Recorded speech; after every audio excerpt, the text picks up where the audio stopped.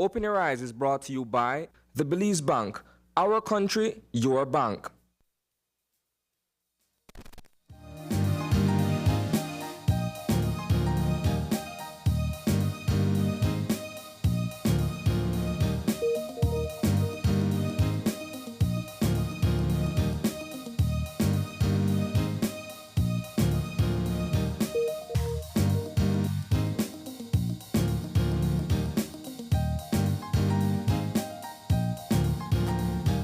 Good morning and welcome to Open Your Eyes. Start your morning right. I'm April Martinez. And I'm Gavin Courtney. And welcome.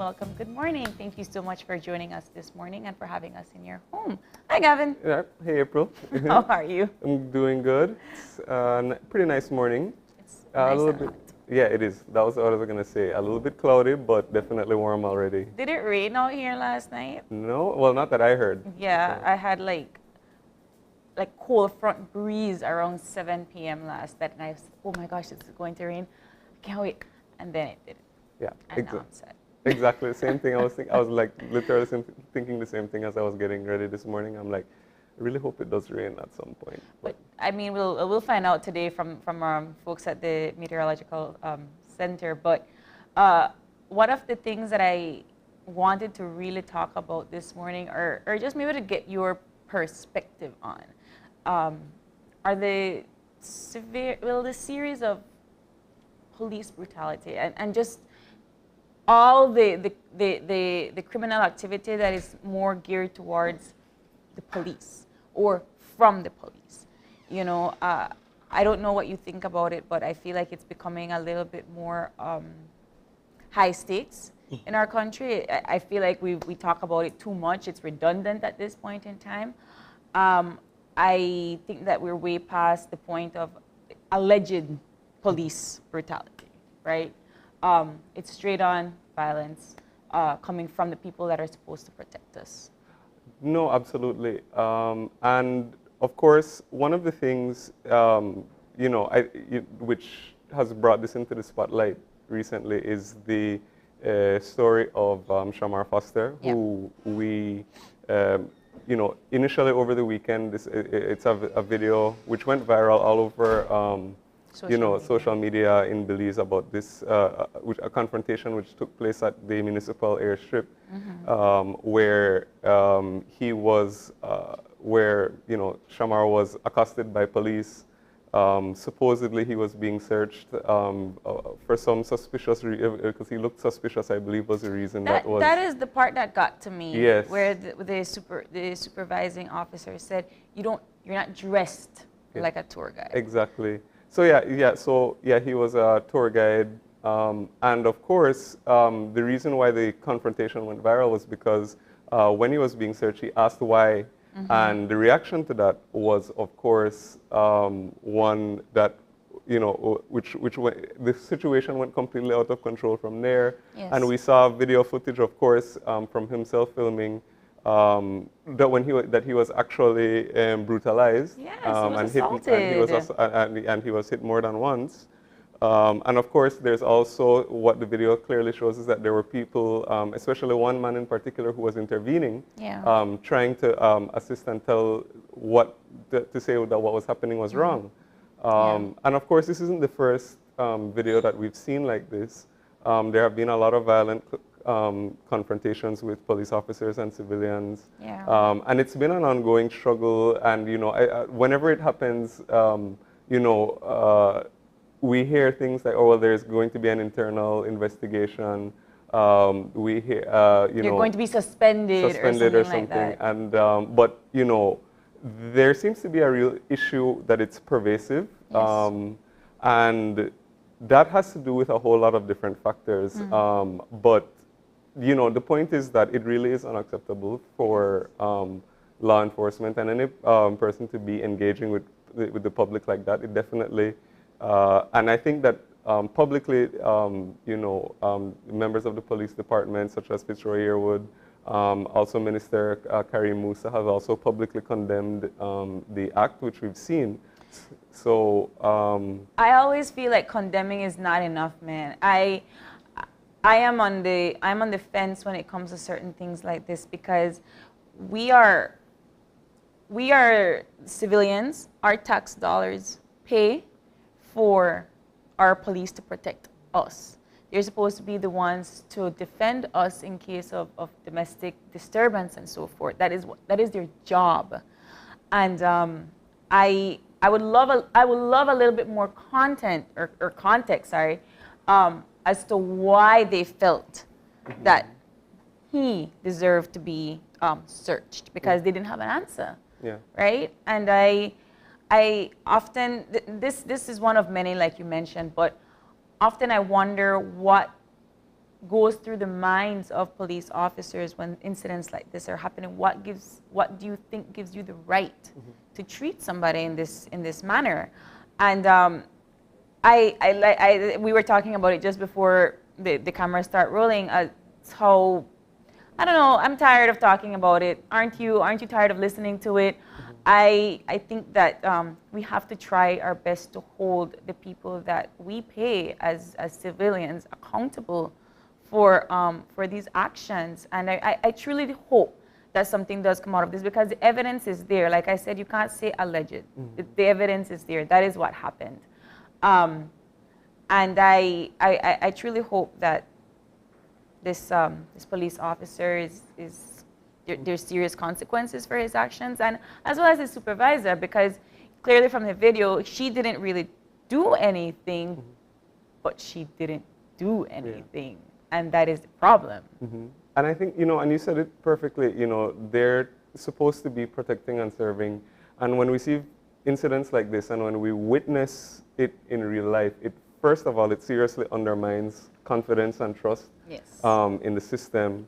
It makes people, very apprehensive and less likely to want to even depend on police in a situation where they're dangerous, where there may be danger, because you don't know what you're going to get, and then also when you, because of course, even before we get to the point of the actual brutality, we see the lack of standards, lack of professionalism.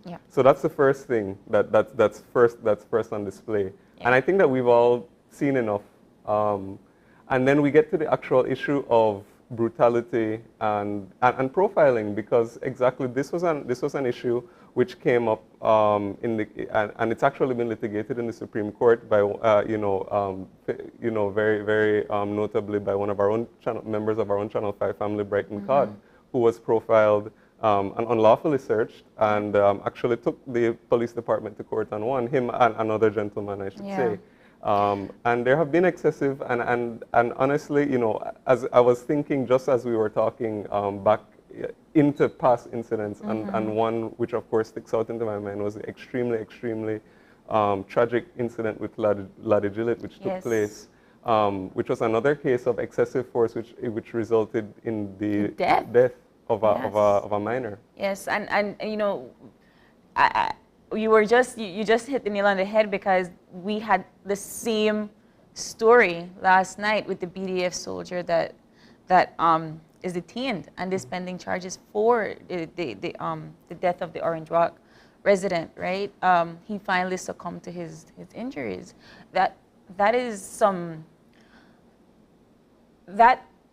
shows us that we are not monitoring, or we are not really trying to get to the bottom of certain incidents such as these. I mean, kudos to Brighton for his case, but you don't hear many of them that do. And for this, I mean, we're talking about a particular, a different authority figure, but it's in the same line of that military defense field where they're supposed to protect us, not supposed to be fighting us. For sure, and I think that brings up a whole issue of what we, of what we as a society will find acceptable, and we have to. I think we're definitely past the point. I was going to say at the point, but we're past the point where I think society, we need to demand a change in the police culture. I think that, for example, one of the things, I mean, and this is also, it's not restricted to, of course, just police, because one of the things that was internationally being spoken about, especially in the U.S. After the, in recent years with the Black Lives Matters and George Floyd, a lot of the issues that people talk about are, the police culture and the, let's say, the militarization of police. Yes. Where police officers are really supposed to protect and serve. When there's dangerous situations, they're actually supposed to diffuse the danger, lower all the tensions and stuff. But what we actually see in practice, both here and in abroad, is that they come in, guns are blazing. Guns are blazing. I mean, I often wonder. I'm seeing sometimes when I'm driving on the highway and I see checkpoints. You see sometimes you see 4 or 5 officers, big rifles, and they're just checking people's insurance. And I'm like, why? Why do they have to be? Why do they have to have their weapons like that? I mean, I think you're touching an even deeper topic that I feel will take quite some time to litigate. But I do agree, and I think that when we're talking about differences in defense forces in any country. Your police officers, like I rightfully mentioned, are supposed to take care of domestic problems. Your defense force, your BDF, your military is supposed to protect external problems, right? So they're defending our border, they're defending the country to not let anybody in, right? And we often realize that they're getting the same type of training almost, right? Where you kind of shoot first, ask questions later. And for police that are taking care of domestic problems within your country, like you said, you're supposed to diffuse the matter. You're not supposed to amplify it. And so I really think that in order for us to take care of this problem, we kind of have to seek the root of the issues, which would be how you train your officers. What are the differences? Who do we get? What are the psychological ethics that you put into training and so forth? But that's going to go into a rabbit hole that we don't have time for this morning. I know. But they're good conversations to have. Yeah, absolutely. I think that it has to be an ongoing conversation because we can't let incidents like this slide under the rug because we know what's at risk. Yes. Brutalizing, brutality, even which can result in death at times, and then just overall, it makes society less safe. Once from the perspective of undermining confidence, but also from the fact that we know that there's problems exist and not enough is being done to address them. We always, John and I always have this conversation about if you see something, say something, but if you're not feeling comfortable or safe in saying something, you're not going to. And that's just the issue, the one of the many issues that we have facing our defense and our military in Belize and our police force in Belize. But I do hope that there is something being done, that there are ramifications and there are consequences for the officer at hand. Yeah, absolutely. But nevertheless, we have to get into our show for this morning, and I'm so sorry that we ended off on a very depressing manner, but let's hope that we give you some motivation this morning with our eye opener. And our eye opener today is taken from dailyom.com, and it goes like this. Because we are spiritual beings, we have the ability to rise above habits and patterns to see the truth. We all have defense mechanisms that we've developed over time. Often, without being aware of it, in times of trouble, the behaviors that have worked to get us past challenges with the least amount of pain are the ones that we repeat, even when part of us knows they no longer work. Such behavior is a natural response from our mental and physical aspects. When we can be honest with ourselves about what we truly desire, then we can connect our desires to the creative power of the spirit within us. Knowing that we are one with the energy of the universe allows us to release any needs for defense. Trusting that power, we know that we are exactly where we are meant to be, and that challenges brings gifts of growth and experience. When we can put down arms raised in defense, then we are free to use our hands, minds, hearts, and spirits to mold and shape our abundant energy to create and live our lives. What do we think? Yeah, that's an interesting eye-opener. And I think that it's true. And I think that what it at least reminds me of, or what it reminds me to do is to make sure to keep in touch with that spiritual side. I like the aspect of it which talks about rising above the habits and patterns in our daily lives, because especially, you know, you can easily fall into routines and just sort of drift through without really engaging and or really meaningfully in, you know, being a part of your everyday life. And, you know, that can result in some, you know, in a sense of disconnection, you know, not only from your own spirituality, but also from others and everything that's going around. And I think that it's important to take stock, you know, take a moment and try to find whatever it is that works for you that can get you into that place, whether it's meditating or relaxing or just taking even a 5 minutes or a 1 minute even, you know, to practice, you know, some mindfulness or breathing. Just to get you in touch with that spiritual side. Yeah, definitely. I kind of went back to the part about the placing up walls to keep certain obstacles out. Yeah. And you know, that particular behavior of defense mechanisms become barriers that keep good things out as well. Yeah. And sometimes, like you said, we have to be mindful of that energy that we have with the universe and connect back to our spiritualness. And that particular mindset can keep you grounded. It's good to have defense mechanisms because, you know, you do want to protect your heart, you want to protect your spirit. But sometimes when we overdo that, we can stop good things from happening to us. Yeah, absolutely. Yeah, exactly like what you said. I mean, it's good to have boundaries, yes. And it's good.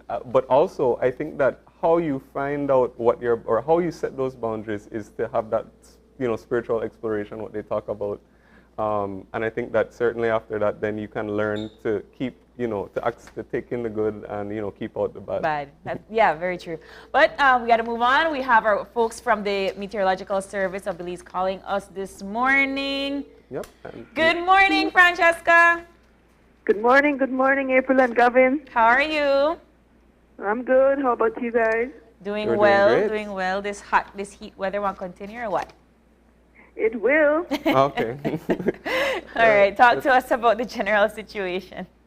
Okay, so we'll continue to see fair, warm, and dry conditions across the country, and that will support sunny skies today, partly cloudy to clear skies tonight, and little or no rainfall is expected. Okay, and the winds? Okay, east to southeast winds, 10 to 20 knots, producing moderate seas, and that will support 4 to 6 feet waves beyond the reef. Oh. What about our temperatures? Okay, along the coast this afternoon, peaking at 88 Fahrenheit, inland 97, and the Maya Mountains 85.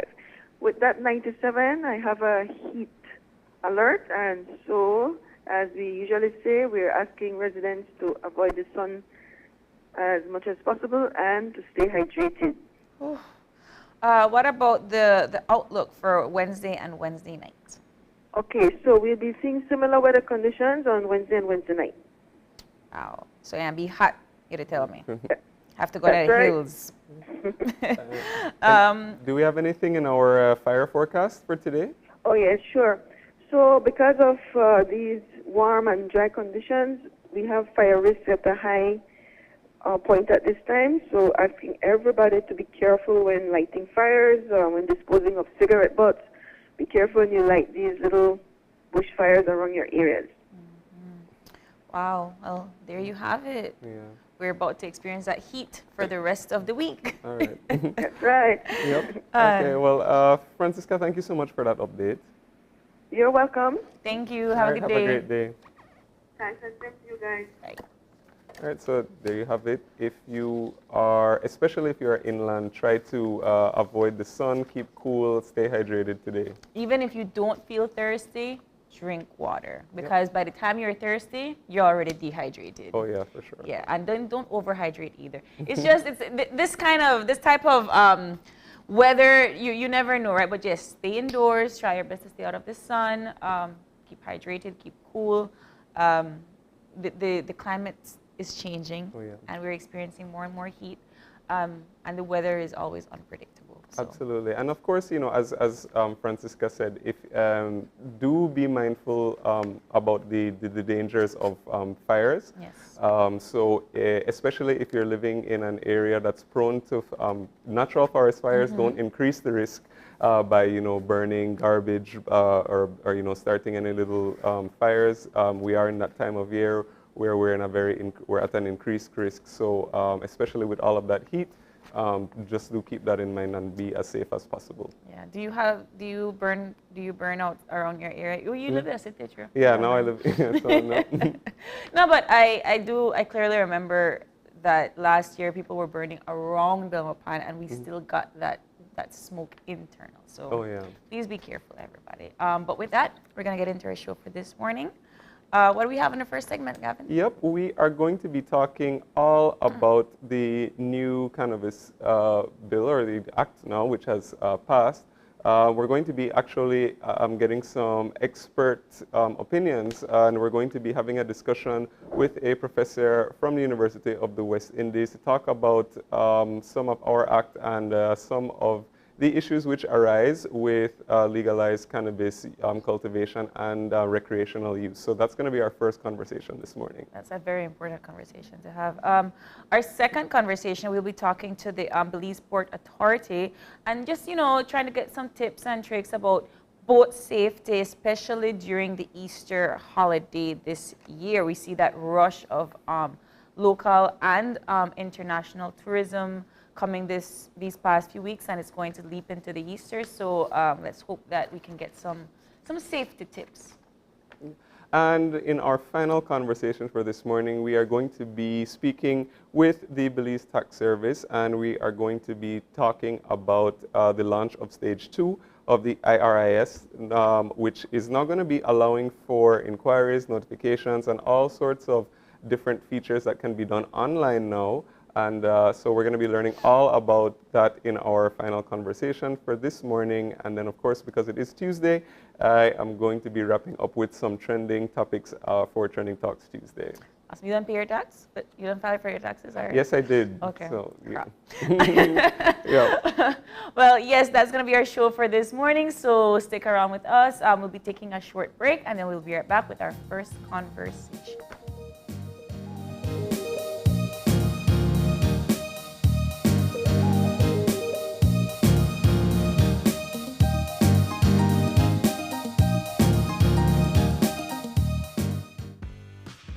After a rough week of school, Jake and his friends decide to treat themselves to frozen coffee. And since they don't have cash on them, they decide to use eCash. With eCash's geolocation feature, Jake can easily find the nearest coffee spot. With eCash's built-in option to split bills, Jake can pay the bill and his friends can reimburse their portion of the bill. Jake scans the merchant's code and confirms payment.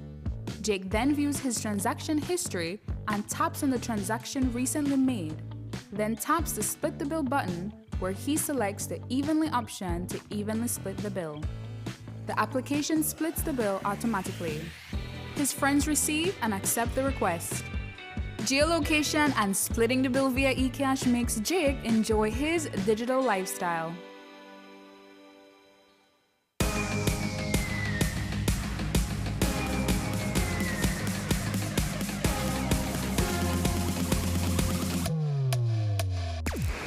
Download the SmartStream app on the Android Play Store and create your account to get access to movies and stream at home or on the go.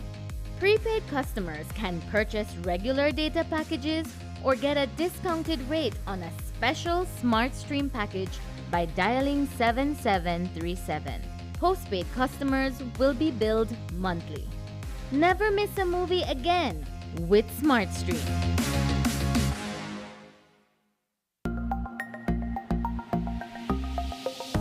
Buying a car should be a great experience, and St. John's Credit Union wants to make it even better. But we offer more than just great low rates. We make the application process easy and make sure our members get the best service possible. At St. John's Credit Union, we offer excellent products backed by exceptional service. So the next time you are buying a new or used vehicle, take advantage of St. John's Credit Union's Drive Forward Auto Loan product. We'll put the buying power in your hands. Come and drive forward with our auto loans with rates as low as 9% and low or no down payments. Drive forward with St. John's Credit Union. Some restrictions apply. If you're looking for low-cost television advertising, have we got a deal for you? Advertise on Channel 5's Daily Classifieds. Channel 5's Daily Classifieds is one of the most effective methods for introducing yourself and your business to the community. Use our Daily Classifieds to recruit employees, promote specials, promote your products or services, promote a business opportunity, increase traffic to your website, and advertise items you have for sale. Let us help you save valuable time and money. Call us today at 223-0146 or visit us at our offices on Pony Drive to discuss how we can help your business grow affordably. Channel 5's Daily Classifieds. Advertise today.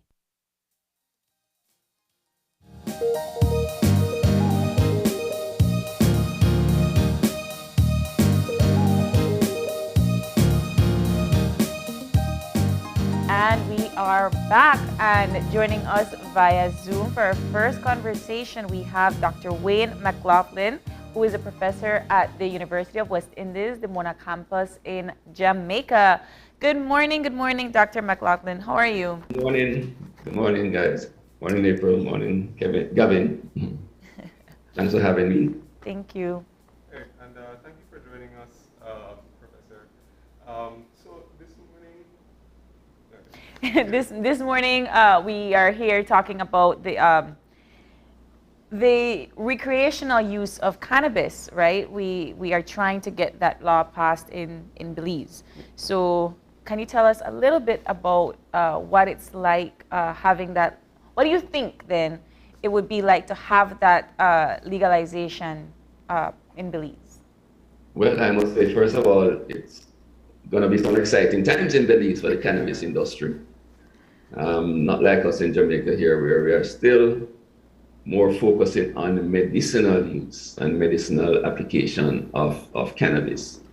So going to the recreational stage, that's a full gamut basically, because that will include medicinal use and also recreational use.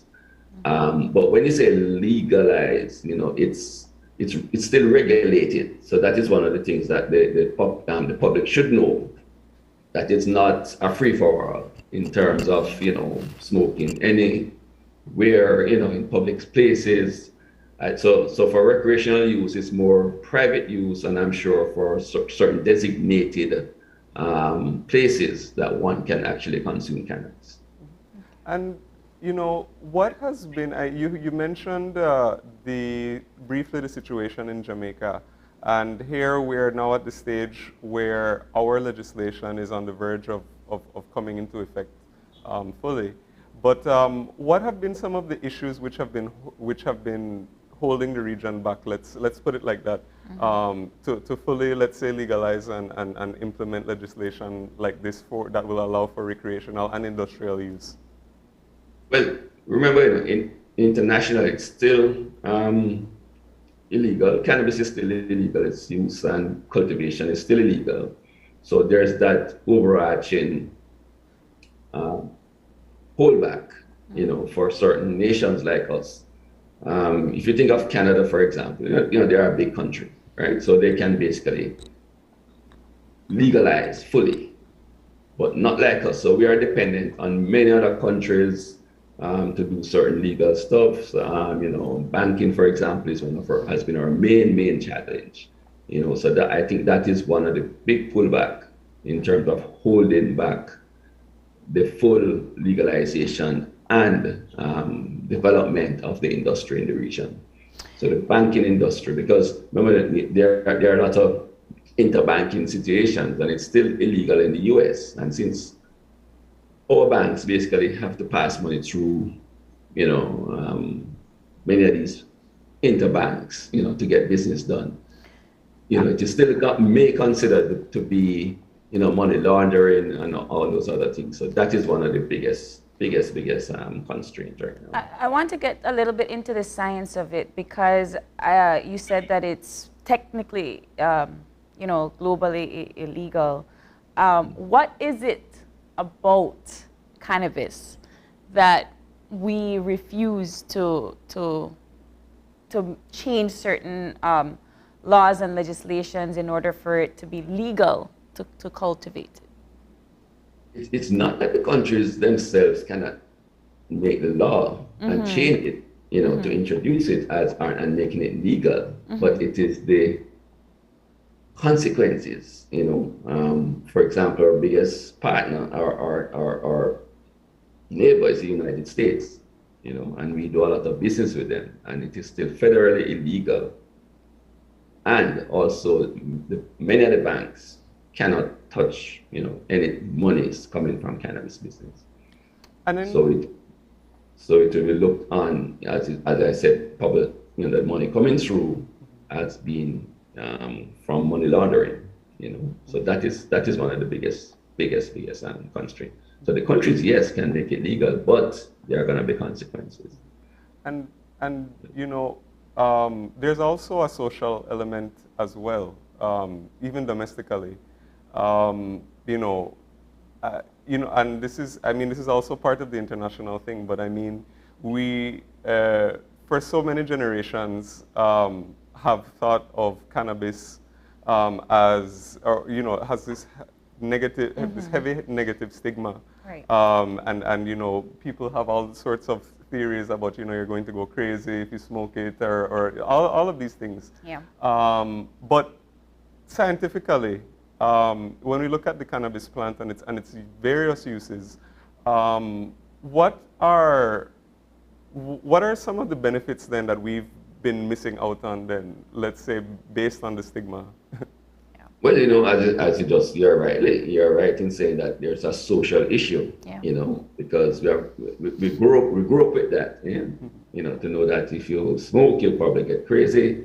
But scientifically, it has been shown now that basically persons who are more susceptible, maybe have a family history, of psychosis, they may be more prone to becoming, psychotic. But generally, it doesn't make you go mad, right? It's just that if you do have a history in the family, then you're more likely to get psychotic. But other uses, I see you guys gonna be also growing hemp. Yeah. So industrially, hemp has been used for many years, oil, seeds, fiber in particular. So that part of the industry can be developed, because the hemp generally would not be considered a narcotic product, because the THC, the tetrahydrocannabinol, which is the psychoactive part, would be less than 0.3% usually, right? So that can be fully developed. The concern, however, as I said, with the cannabis, it's the THC, which is the psychoactive ingredient. And that is what is the bugbear essentially, to how can you manage that part of, part of the development in the industry. I want to continue this social conversation in terms of, this stigma that we've developed against cannabis. A lot of the essential reasonings behind keeping it illegal and so forth is because of crime rate, right?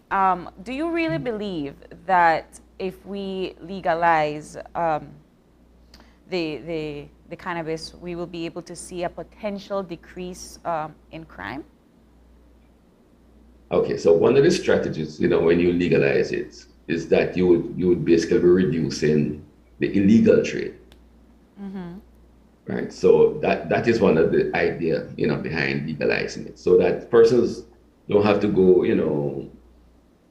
behind, some place to buy, or get their product. They can legally get it. And the important thing about getting it legal is that it will be a safer product, meaning safe in terms of the production. It's not sprayed with any toxin. It's properly cured, properly dried. So, for example, molds is one of the biggest threats in terms of contamination, right? So you get a safer product. It's more regulated, and of course, the amounts that you will be able to purchase again will be regulated, which is also good. So that legalization should technically see a reduction in crime, because now you don't have to be growing it illegally. You don't have to be making sure that it's properly done, and you don't have to be buying it off the streets. So that should in fact help to reduce the crime rate. No, I'm not sure where the export part of it will go, the legal export. But in terms of exports, many countries are now from Jamaica are exporting even to as far as Germany, cannabis. But as I say, it's more for the medicinal use. Right. Yeah. And that brings up something very interesting in the sense of the legal versus the illegal trade, and the whole issue of let's call it quality, or the standards of what people would be exposed to. So how do we regulate the industry in such a way that at the end of the day, people know that what they'll be getting is more or less a safe product? Well, again, just like us here in Jamaica, looking through the bill, the regulations that will now flow from the bill, of course, will set out clearly all the licensing processes and procedures, right? So for somebody to cultivate, they must have a license. For somebody to sell, they must have a license, right? So for example, dispensaries, what we call in Jamaica are, herb houses, where you can actually buy from a dispensary and you actually can consume, the product at that dispensary. The commercial farms, of course, would be able to directly grow, and each step of that growing period is monitored by what we have a licensing agency, the Cannabis Licensing Authority. So each step is monitored. So if you put out, so say your license, for example, allow you to grow 2,000 plants. They would come in, make sure, check, you have 2,000 plants. Because one of the things that they're trying to do is prevent diversion. That is the main thing also, right? One of the main things is to prevent diversion. And also inversion, meaning that you don't want to take cannabis from somebody that is growing it illegally, include it in your stock and sell it legally. Okay? So the diversion and inversion are the two things that are really monitored. So if you grow 100 plants, the licensing authority would send their persons, they would have a running inventory. The inventory is also computerized so that they can actually monitor, when it goes from the nursery stage to the flooring room, from flooring room to harvesting, to drying, and all that stage right up to the final product. The dried product is weighed. So there's an inventory of the final dried product, which is ready for sale. So that way you can see where the regulation will help. And of course, monitoring, of the process. Now, after it is dried, then this is where the licensed commercial farmers will sell it either to the dispensary or to a pharmacy. I see you have, your restaurant for consumption, lounges. So this is where it is again sold. And each step again, how much is sold, the cost of the transaction, that is all recorded and monitored. final sale to the consumer is also monitored. How much is sold, and very importantly, the persons buying must register.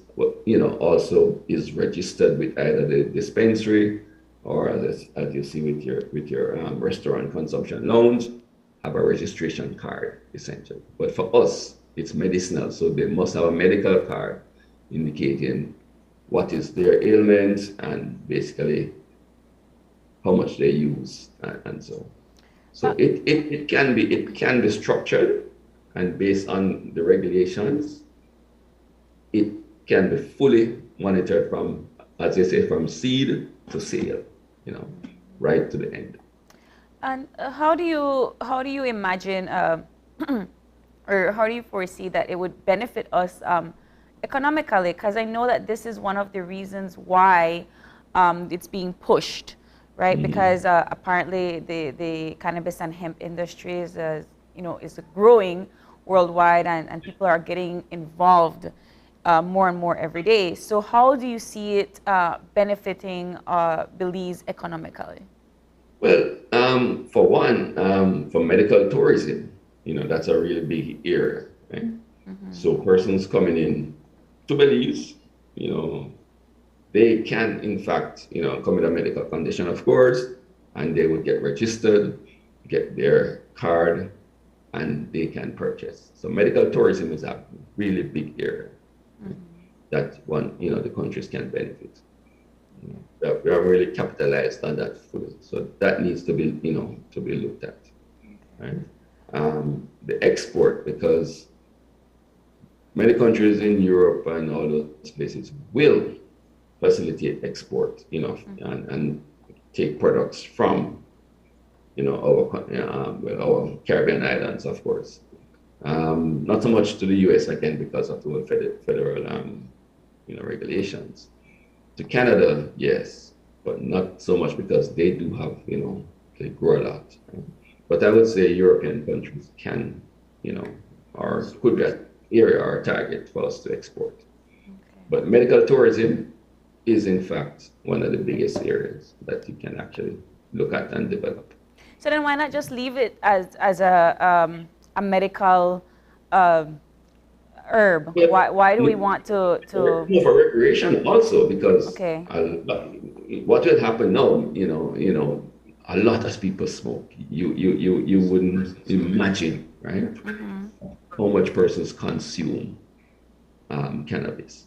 Right. So having it recreational now, those persons again don't have to be hiding, to purchase, So that too will ensure again, good sales and increase production from the commercial side of the plant. Do you think that people that are, selling in the black market would be okay with something like this? Because then don't you think it would diminish their profit if it becomes legalized? Well, that is the reason again why you go legal. Right. Okay. Because that way you'll cut down on the illegal trade. Mm-hmm. But then I'm sure a lot of these persons who are in the illegal trade would have been the traditional farmers, or thereabouts. So this is another way of bringing those persons on board, converting them from the illegal system into, the legal system, which again will be a good program to set up, because we have something like that where we get the small traditional Rastafarian farmers come together and allow them to be part of the process. And that has been one of the biggest complaints, that we are leaving out the small traditional farmers, which is their bread and butter basically. That's how they, feed their families. Okay. So you have to look at that also, mm-hmm. to ensure that they are not left out. Okay. But as I said, the black market, will definitely diminish while persons move to getting their products from the legal route. Okay. And safety is the other thing too. Safe products. Yeah. And I think that's also a very interesting topic to touch on in terms of allowing people, let's say, who have traditionally either, been, because of what both socially and legally, what cannabis has been, people who, either have been convicted of crimes in the past, people who have been living on the fringes, let's say outside the law, allowing them to now participate in the formal economy. And I'm wondering if you could tell us a little bit about how that has actually worked in Jamaica, based on the laws which you all have passed in the past few years. Yes. So, well, one other thing with the changes in our legislation, it allows persons who are convicted, not of, illegal trade and those things, minor infringements, with smoking, being arrested for smoking cannabis, to get those expunged from their records, right? So that's one thing. So, minor things that, not export is a big, issue. Yeah, if you're caught with one, recreational, yes, right. one spliff or something like that. Getting arrested. So that too has come in where, somebody's smoking on the street, you're not really getting arrested again, but you can be fined, right? Yeah. So that has changed. So you can now be fined rather than, being carted off to jail, right? And the expunging of, your records, which is also good. Now, to get the small groups of farmers together, there's an alternative development program that the Cannabis Licensing Authority has in place, where they meet, with these traditional farmers, and of course, try to get them together, to group together in communities, of course, and for them, and to help them and assist them in training, providing, materials for them, and of course, to have their products, sold through either the dispensaries or so. So that's one of the things with that new project that is now on board. For the Rastafarian community, they have a different arrangement which comes through the Ministry of Justice, where because of their religious, Rastafarian religion, they are exempted. So they can actually grow for their sacramental use, but not for commercial use. So if you're a Rastafarian, you live in a Rastafarian community, that group can grow for their, sacramental purposes. So that's how it has been so far with us. And then the other part will be the large commercial farmers. But for the sacramental use, the communities have to register. That is the key thing. They have to be registered with the Ministry of Justice. That's interesting because I know that in certain parts of South America, the coca plant is completely illegal because of the use of cocaine. Yes. But when it comes to certain indigenous groups and their traditional practices, they require that use of that coca plant. Yes. So are we going to see those laws put in place for cannabis in other parts of, in our legislation, I mean? Well, I don't know, because I know Jamaica has done it. And I would, Antigua now has their cannabis bill passed also, Grenada. I'm not sure what else they have done with the traditional or for religious use. That is something that should be looked at for sure. I think so. When it comes to legalizing cannabis for recreational use, we're getting a lot of feedback from the churches and the church association in Belize. How can you explain to them that this is actually something beneficial for our country and for our people? Because I imagine that the problem with that setback, or with the retaliation, I should say, is that it has that same taboo mentality of it is not good for you. So how can we open that dialogue to explain then to the people that have reservations about the legalizing of cannabis for recreational use? Well, it's gonna really hard to change, that opinion, or that stigma, or that pushback. It's gonna be really hard, and especially with the church. But again, where the regulation will come in is to say that only adults 18 years and over, so you're not pushing it to children, under 18, of course.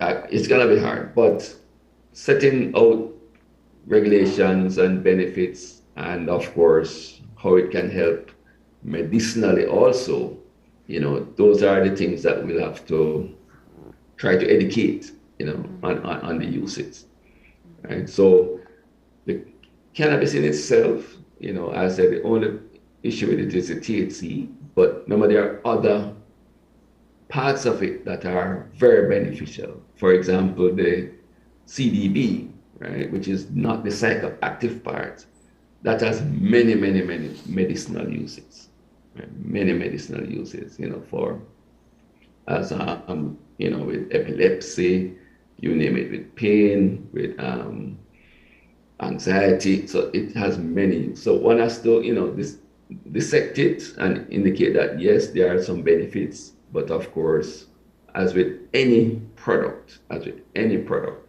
overuse, of course, can be detrimental. Right? So we'd have to, let them know that yes, THC is the psychoactive thing. You try to set a limit of the percentage of THC that these products can have. So labeling is going to be key,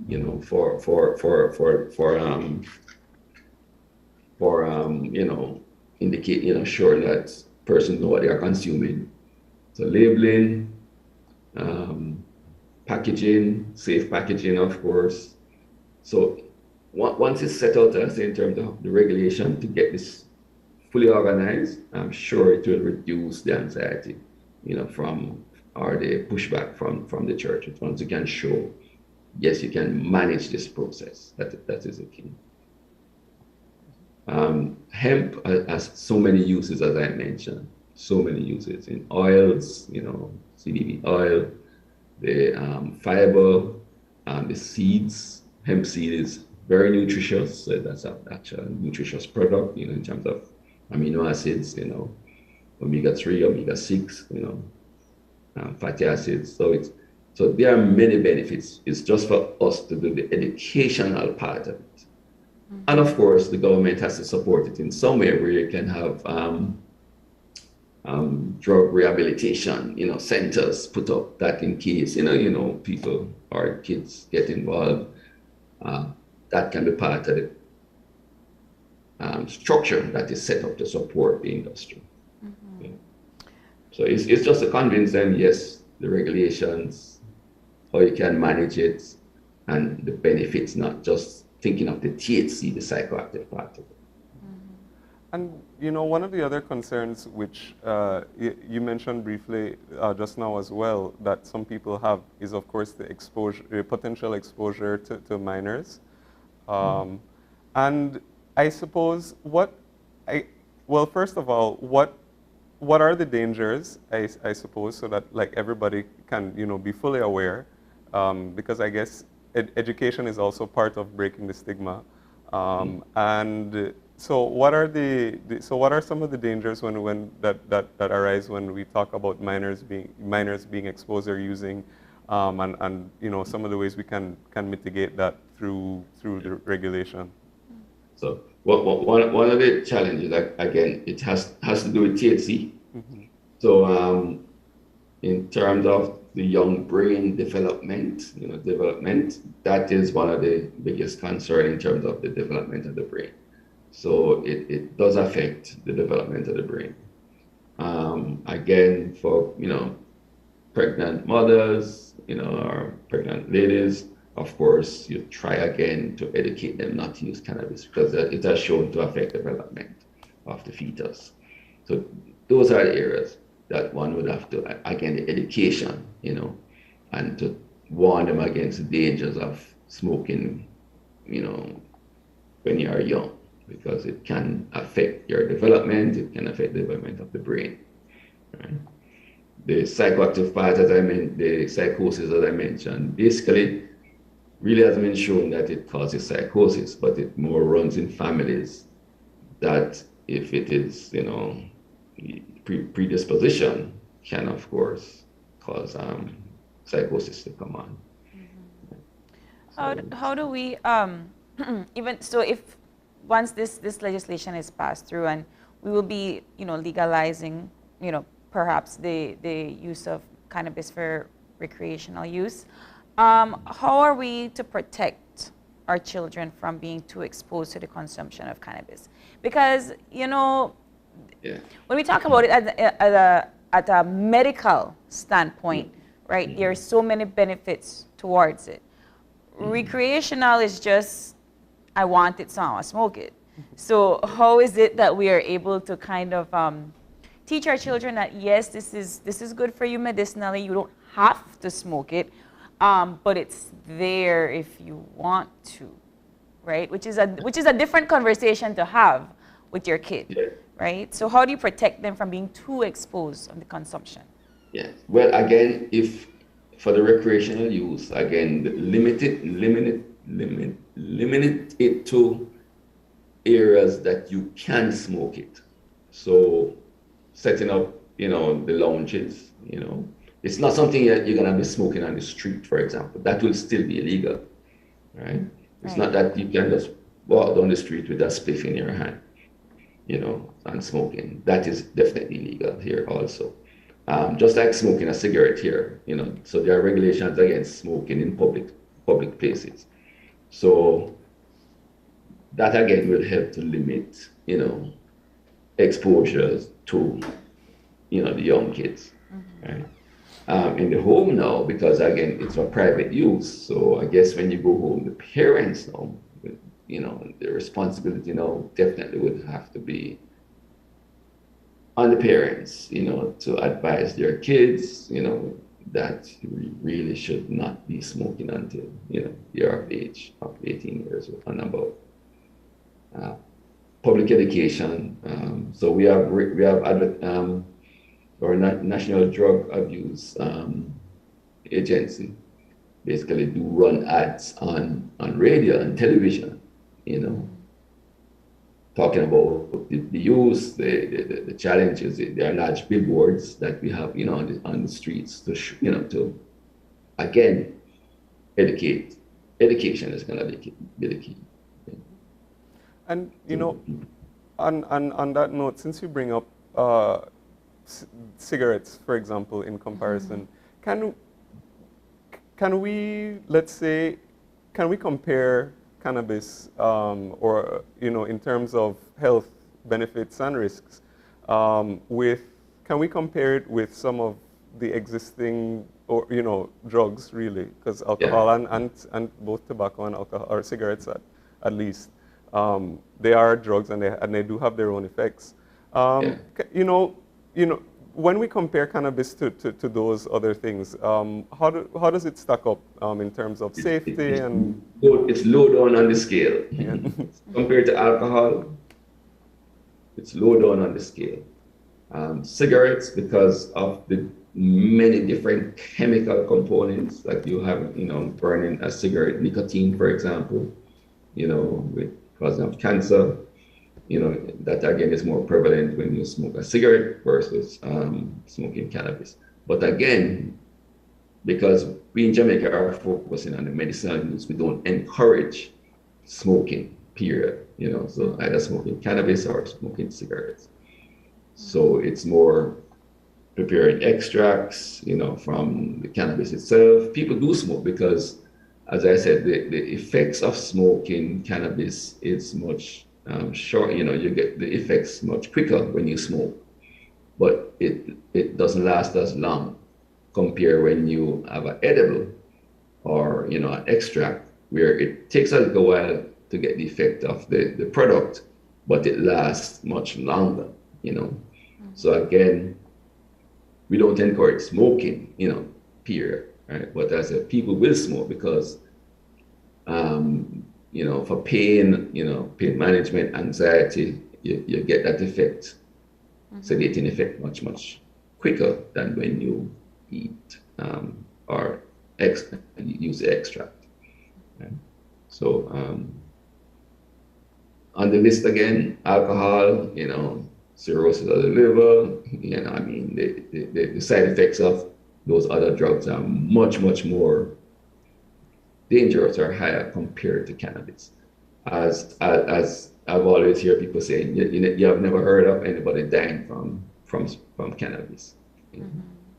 So then what's the backlash then? What is the backlash with the legalization of it? Right, that's what I'm saying. So the backlash, as you just mentioned earlier, the social things that that it is bad, it is you're worthless, going to jail because you use cannabis. So that is where the stigma is, But I say if it is managed properly, it can be a very safe product. How you compare the trial and errors of legalization in other countries compared to this legislation that we're about to pass? In Canada, well, Canada legalized is legal. In many states in the US, it's legal. So it really goes to the level of enforcement of the regulation. That is the key. Because as I said, the main thing they look at, is the diversion. Because you don't want to be a legal grower, but you're selling it on the black market, or taking it from the streets and put it in your stock. All right. So it's really the diversion. Money laundering, again, is the other big thing. That's why the banks don't want to touch it because, of course, there were money laundering issues, right? So, but I'm not sure again how the business part of it will be looked at in Belize, where the money is earned from the industry, how that is going to enter the legal or the banks or the system. If that should also be looked at. So the whole stigma is really a social stigma, I would say. Yeah. Is there anything in the legislation that you think we need to reevaluate before we pass it? Well, I looked through, which I said quite impressive. I must congratulate the government, of course, for pushing this very, very quickly. I think I was on your station sometime last year. Yes. Yes. So the commission, I say, I think they were limiting the commission to only persons with narcotic experience. It has to be much wider than that because it's a business, it's an industry. So you have to look at all different inputs, from legal persons, scientific persons. We have persons from the pharmaceutical industry, of course, from the university for the science and the science and technology part of it.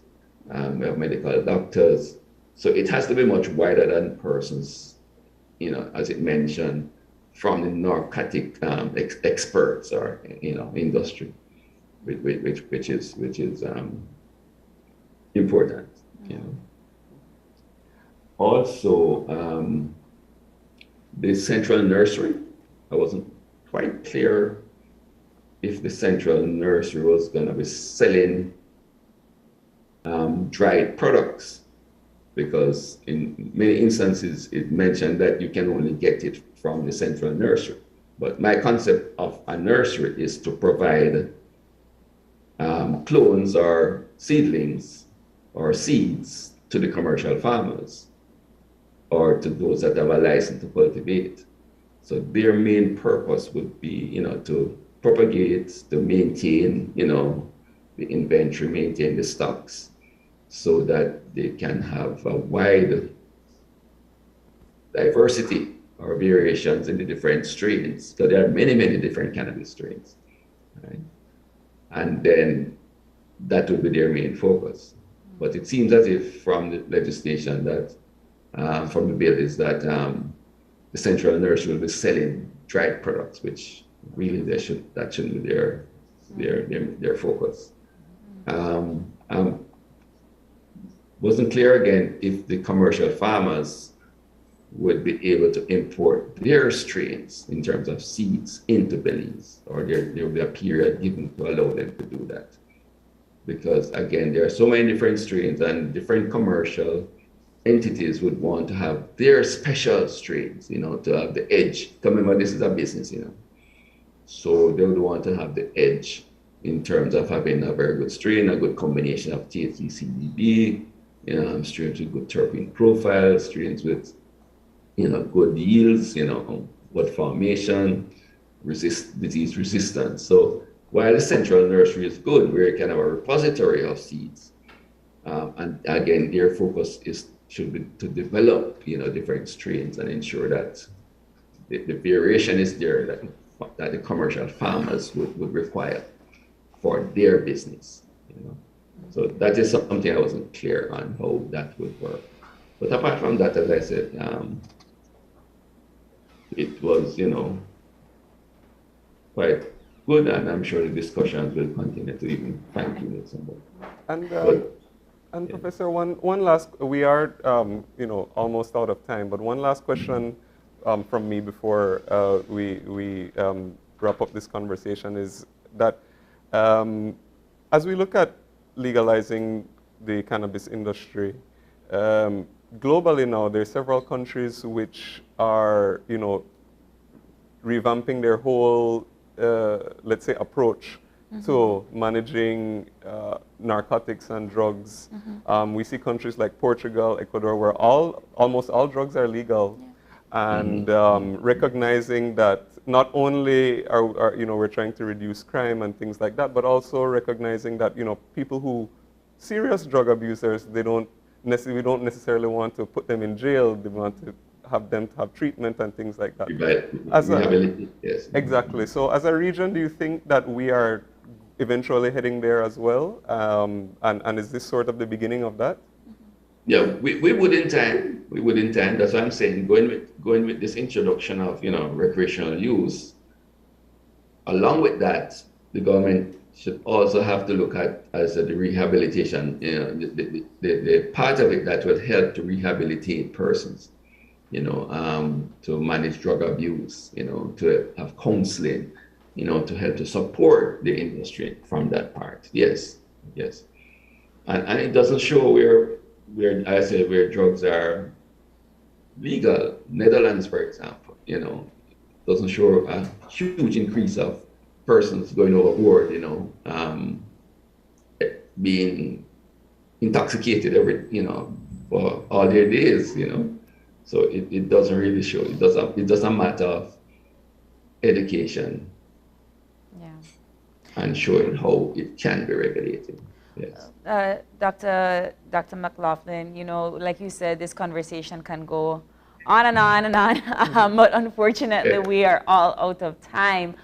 We'd like to thank you so much for taking the time to talk to us a little bit more about the legislation and how it can actually benefit Belizeans and the Belizean economy. So thank you so much for your insight, and I think hopefully the next time we talk to you, we'll be talking about monitoring after it's been legalized. Yes. Okay. Thanks for having me. And it's been a pleasure. Yes. Good. All right. And thank you too. That was, again, Dr. Wayne McLaughlin from the University of the West Indies in Mona, Jamaica.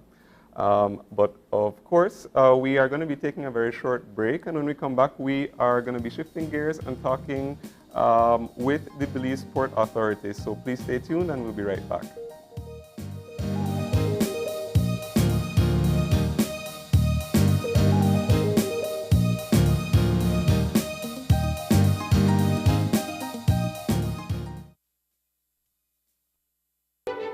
Technology is ubiquitous, and it's transforming how, when, and where we work.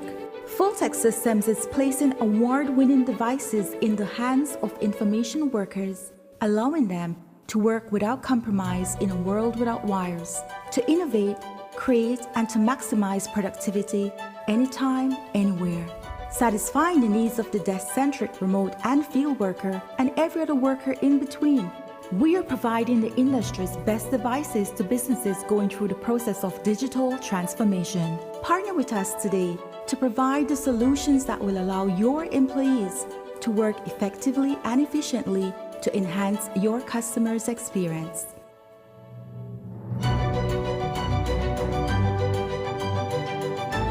Full-Tech Systems, your technology center, where you'll come for the price, but stay for the service.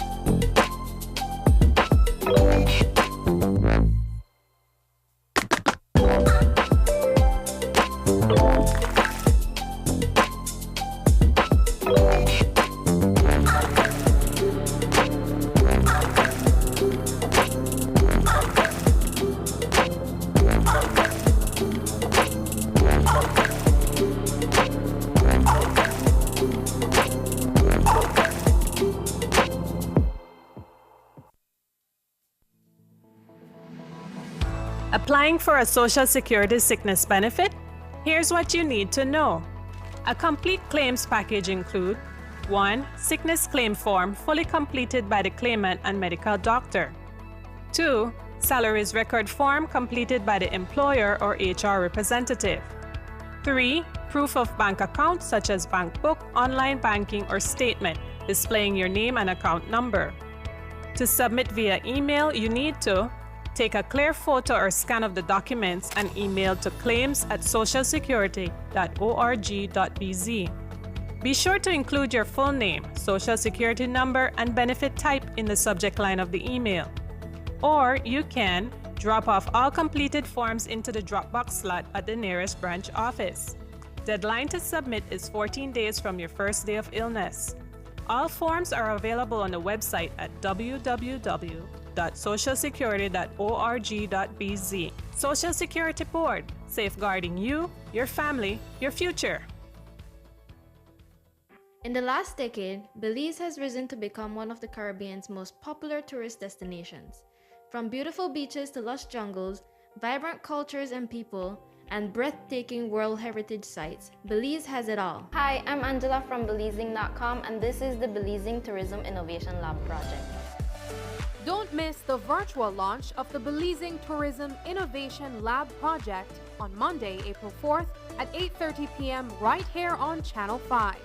Tune in and become aware of how this project will positively impact and transform the tourism and economic sectors of Belize. If you're looking for low-cost television advertising, have we got a deal for you? Advertise on Channel 5's Daily Classifieds. Channel 5's Daily Classifieds is one of the most effective methods for introducing yourself and your business to the community. Use our Daily Classifieds to recruit employees, promote specials, promote your products or services, promote a business opportunity, increase traffic to your website, and advertise items you have for sale. Let us help you save valuable time and money. Call us today at 223-0146 or visit us at our offices on Pony Drive to discuss how we can help your business grow affordably. Channel 5's Daily Classifieds. Advertise today.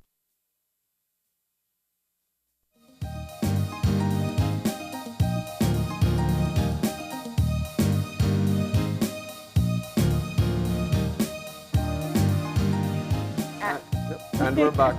And if you're joining us right now, we're just getting our second conversation for the morning started. And we are getting, we're having a conversation with the Belize Port Authority talking a little bit about safe boating practices and tips to minimize some marine accidents, especially now that we know that the Easter holidays are almost here.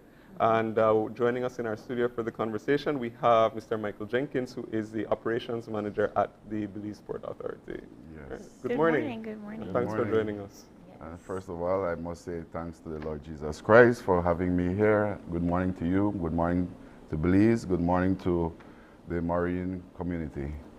Tell us a little bit about what the Belize Port Authority actually does for our viewers. We have many things under our mandate.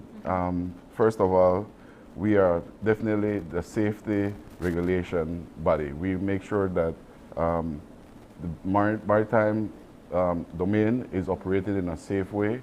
We are responsible for the ports, port security, making sure that the ports operate under the international regulations. So our duties range from vessel security, port security, and also updating our navigational charts. So you guys manage something like the water taxes? Yes, ma'am, we do. Okay. Yes. So on a daily basis, we do have officers out at the terminals, making sure that passenger safety is optimum, making sure that the vessels do not leave overloaded, making sure that the captains are well qualified, and that they are operating within the regulations of the Belize Port Authority. Well, we understand that you are, right now, you are currently doing a public awareness campaign for safe boat practicing and so forth. Can you tell us a little bit about that campaign and why you're launching that? Okay, well, you know, the Easter time is coming up. Most people, if they have not used their boats, they will be using it around this time. For us, there are 6 areas of concerns, or 6 areas that we want the maritime community to identify and to take a keen look at before they venture out to sea. First of all, you must look at your hull. Make sure that your hull is intact, is structurally sound. You have to look at your machinery. Is your machinery working properly? Do you have enough gas to go on your destination? You have to look at your equipment. Your equipment, your compass, your lights on your vessels. Do you have communication? So those are things that are important. Then you have to look at how you load your vessel. Is it properly loaded? Do you have sufficient manpower to man that vessel? Because if you only have one captain and no help, you might end up in problem. And then lastly, improper loading. We have to make sure that you balance your vessel correctly. So those are 6 key areas that if you look and you make sure that those things are in place, the reduction of any catastrophe or casualty happening at sea would be reduced significantly. Do we have many accidents at sea? Yes and no. Okay. I think the maritime community takes sea life seriously. When you're out there, it's not like you're on the roads. You break down, you're floating. There's not much vessels that would pass and assist you. Yeah. So I think mariners are more cautious, more aware, and they take heed when it comes to making sure they have the proper equipment on the vessel. And, you know, well, let's start, well, or we can talk about how the Port Authority actually monitors these safety. So, for example, with things like actually the boat itself, or the equipment, or the hull, as you say, what are ways in which the authority actually goes and ensures that people are adhering to these safety standards? Okay. The Port Authority does have an inspection team. We also have a group of a department that is called the Port State Control. That is a special group of officers that are qualified to go and inspect a vessel, look at your stringers, look how your vessel is built, and can tell you what is wrong and make that recommendation to the repairs needed on that vessel. So we do have a team in place that does domestic inspections on vessels, and we also have a team that does inspection on our cargo vessels or international vessels to make sure that these vessels are abiding by the international standards while coming into our territorial waters. We have a lot to protect. Not only the cargo is valuable, but we have our nature, we have the reef that we must protect, and substandard ships coming into our territorial waters is something that we try to deter and identify so that we can make that recommendation or expel them from our waters. Let's talk a little bit about locals, because this is your safety campaign for the Easter and so forth. I am an inland person, so I don't own a boat. But for those that do own a boat, yes. How do they go about obtaining their vessel license and their seaworthiness certificate? And I was asking you, how do I obtain a captain's license? Yes. Well, for your vessel, first of all, there's criteria for owning a vessel or registering a vessel into your name. You must be a Belizean. If you're a foreigner, you must have some ties to Belize. When it comes to the BTB program, you own land.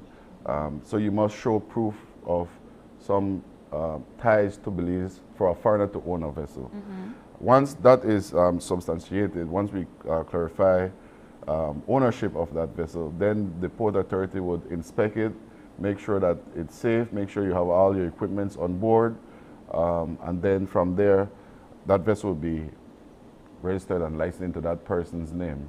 Okay. For a captain license, you will need to present a police report. You also need to provide the Port Authority with a medical clearance, meaning you go to the doctor will clear you, your eyesight is good, you don't suffer from any kind of health or medical conditions. And then from there, there's a written exam. The written exam, you pass, and then you get apprentice certification, meaning that you can only go out to sea with a certified captain. And each time you go out, that captain would record and sign off that how many hours you were out. And for that would go for 3 months. After 3 months, you come back to the Port Authority with those signed off outings with that certified captain. And then from there, you proceed to your own practical with the Port Authority. Once you pass, then you're privileged to have a captain license. So, okay, can you talk to us a little bit about the safety, like navigation, and how you're able to do that test? I just ask because, you know, I assume it's very different from a driver's test. And so how do you prepare to navigate waters? How do you understand the sea route? How do you know where to go? What are the lows? Where are the highs? I'm very interested in understanding that. Well, one of our responsibilities at the Port Authority is to provide nautical information to the marine public. Our responsibilities is to put navigational markers in the water, and these mean something. It's hard to just explain it. You have to be a mariner, in other words, to understand the terminologies of the sea. So you have port side, you have starboard side, meaning left and right. We don't say left and right, we say port, starboard. And basically there's red and there's a green light. And those signify or identify a channel or the direction that you must go. My responsibility and as the operation manager is also to provide the updated surveys information for waters and provide the nautical charts that mariners use to plot their way from the beginning or from the start of their route to the end of their route. So basically, we have done a lot of LiDAR surveys, and presently we have just completed some satellite-derived bathymetry for the southern part of our waters, and that information will be developed into some new charts. So we are doing a lot of work at the Port Authority. We are also in support of Coastal Zone and other agencies in Belize by providing them with much needed information when it comes to bathymetric survey, and the hydrology information from the sea column. So we provide a lot of information. We are not only, we could say, a shipping company, but also we do a lot of research when it comes to oceanographic work. Okay. Yeah, and that was actually going to be my next question, to talk about the collaboration which you have with other agencies. I imagine also with the Coast Guard as well, especially when it comes to the issues of safety and stuff. I imagine work along with agencies like that as well to fulfill your mandate. Yes, the maritime domain is in three sections. You have the coastal state, you have the flag state, and you have the port state. The flag state falls under IMARBE. Then you have the coastal state that both Port Authority and the Coast Guard shares, meaning we deal with search and rescue, incident investigation, things like that. Then you have the port state that is fully under the Port Authority that deals with standards of the international shipping. So those are three areas that the Port Authority finds itself in, and where we collaborate with the Coast Guard and IMARBE to make sure that we don't have any substandard ships coming to Belize, and also those ships that ply the rest of the world that is registered with IMARBE. And actually, so that also, apart from the boats and the captains which are licensed here, you also monitor the ships, internationals, which pass through our waters as well? Yeah. Yes, we do have a system that allows us to see those vessels passing through or transiting through. So we have a lot of traffic from Barrios, Guatemala, going north to the United States. And also we have a lot of pleasure craft that plies from Mexico side to Honduras, Guatemala side. And one of the problems is that they might not be coming to Belize, but they would find themselves in problems in front of Belize and then have some kind of issue. So for the instance, the last grounding that we saw in San Pedro, that vessel was not coming to Belize any at all. It was passing, and the captain had his own issues, and he ran aground on our reef. But he had no intentions of coming to Belize. So that is one of our problems when it comes to all the vessels transiting in front of Belize City here. Especially have to take care of a barrier reef. Exactly. Right. When it comes back to the campaign at hand, what are some, I guess, tips for those that do own a boat or viewers that do own a boat when it comes to preparing and preparations before you sail, before you take off, and tips of what to do when you are on the water? Okay. First of all, you must look at your weather. So you make plan. I always say a plan is nothing without planning. So you need to make your plans prior to departure, making sure that you have enough fuel for your route you want to take, making sure that the weather is fine. You're not expecting any foul weather, inclement weather, and making sure that you communicate both with family members or interested parties, making them know aware when you're leaving, where you're going, estimated time of arrival to that destination. So if something happens or that time comes about and we don't see you, we can figure that we might need to be a little bit proactive and see where you are. Yeah. So communication is very key, making sure that before you head out to sea, that you communicate with someone on land, making them aware where you're going and timings of your departure and arrivals. Are there? And also in terms of safety, what are some of the important things that that captains or people who are even going on boats need to know in terms of, let's say, equipping your boat with life jackets or other things which might be necessary for emergencies? Definitely. Well, for sure, going out at the sea, you must have your life jacket. That's just key. You don't go out to sea without a life jacket. And again, some way of communicating at sea. If you have a VHF radio, or making sure that you have a cell phone so that you can make some type of communication. And then there are flares so that if you're stranded at sea, you can make some kind of signal to make people aware that you're in trouble. So those are the things that definitely you should be able to do while you're out at sea in case you find yourself in any situation. How does the manpower and the resources stand at the BPA?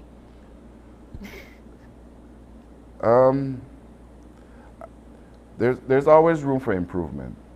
But we have a great team. We have a dedicated team. And I believe that we are at a position where we are growing and we are definitely able to carry out the mandate of the Port Authority. Right now, we are doing training, in-house training.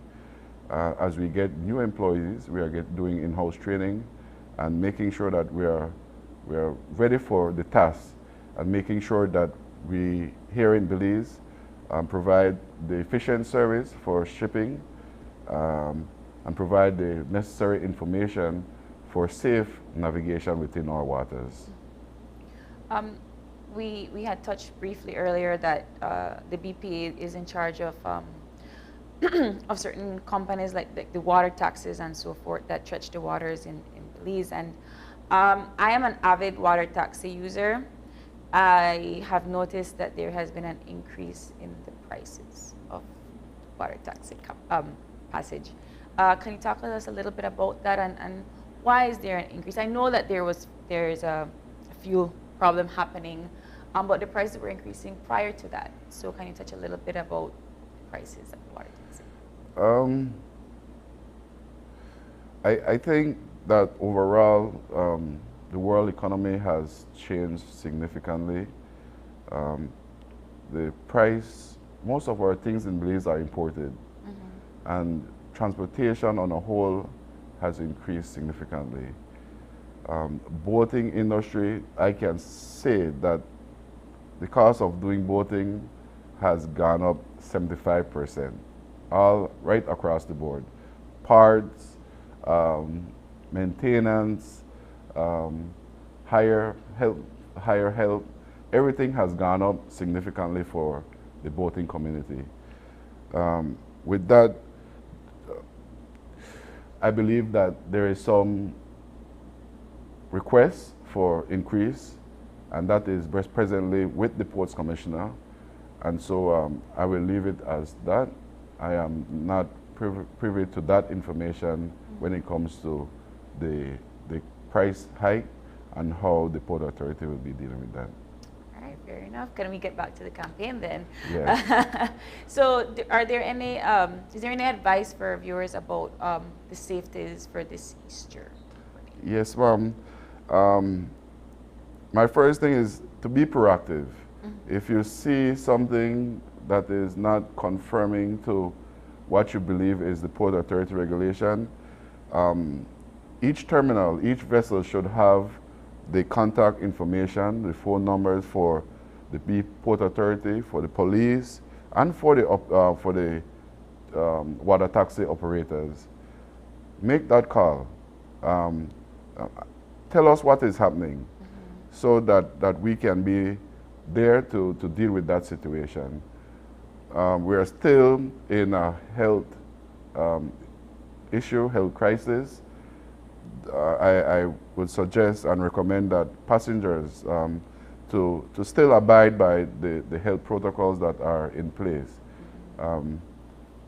There's no need to be in a rush, and just stick to those health protocols. Keep your distance, hand sanitize, and if you see anything out of the ordinary when it comes to the operating of these water taxis, to use the contact numbers that are available and make that call.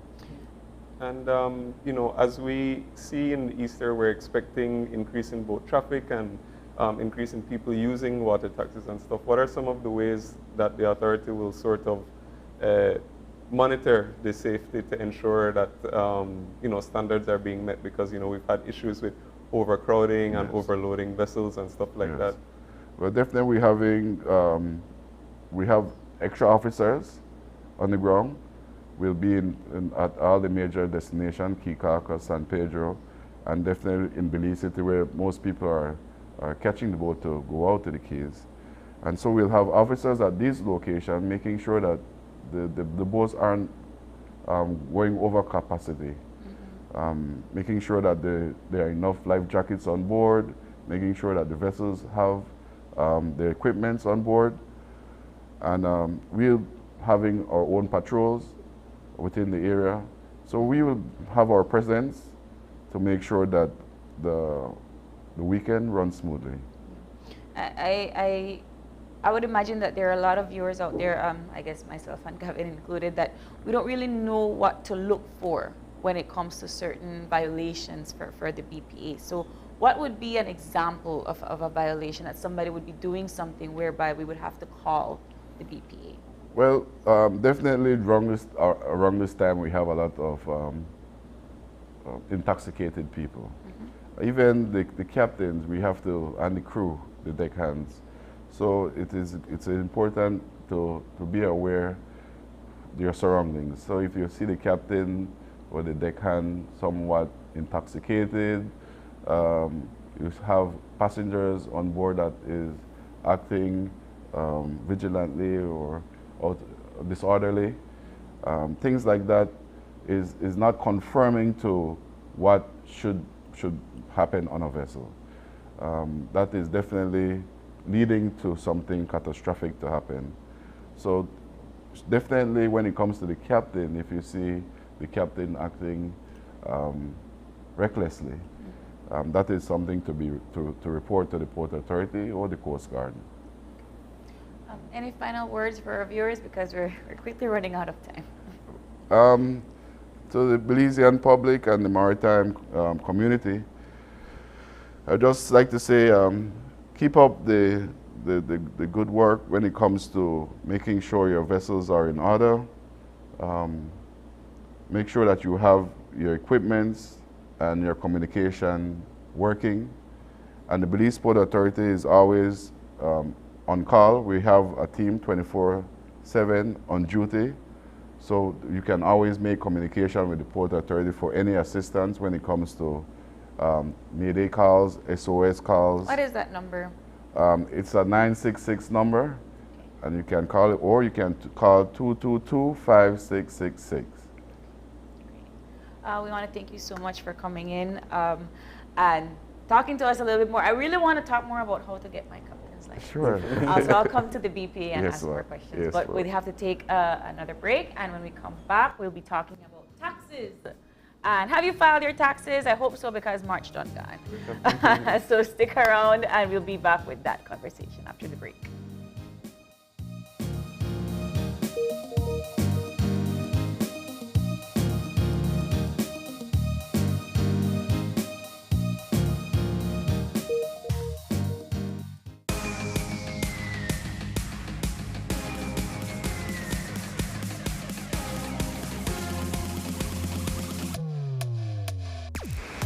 Download the SmartStream app on the Android Play Store and create your account to get access to movies and stream at home or on the go.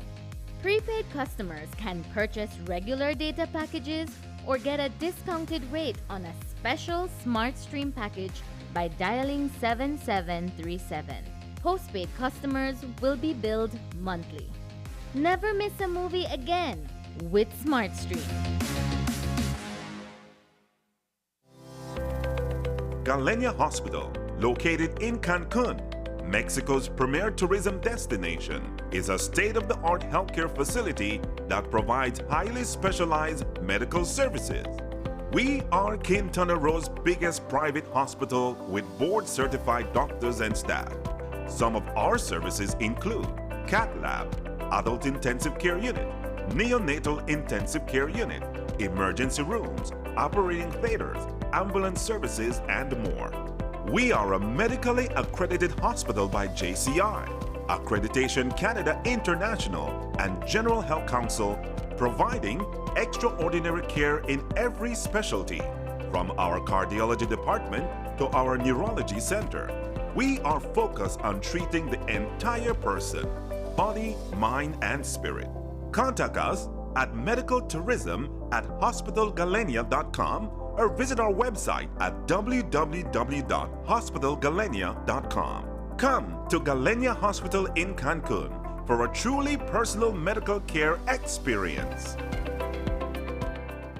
Your life just got a lot less complicated with Belize Bank Contactless MasterCard Debit Card. Introducing our Standard Debit and MasterCard Platinum Debit Cards. Now you can make purchases anywhere MasterCard is accepted with one tap, pay and go. Your contactless card never has to leave your hands, especially in these times. And your card is embedded with multiple layers of security. Platinum card holders get to enjoy extra benefits like price protection, purchase protection, trip inconvenience, and luggage protection, just to name a few. Start enjoying a cashless lifestyle today with the Belize Bank. If you're looking for low-cost television advertising, have we got a deal for you?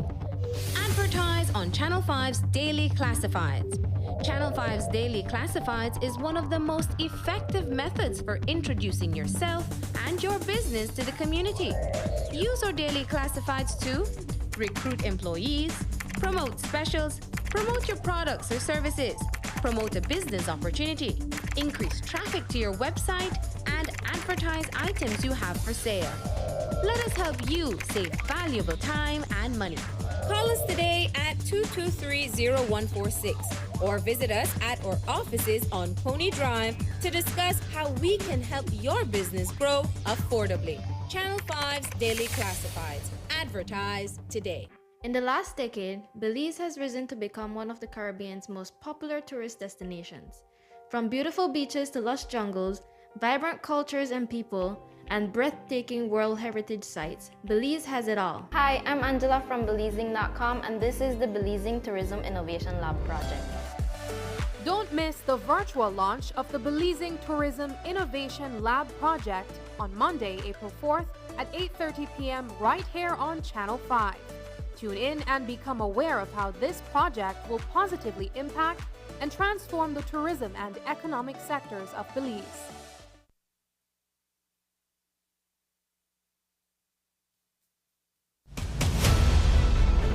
Dwayne Moody, Isani Cayetano, Marian Ali, Paul Lopez.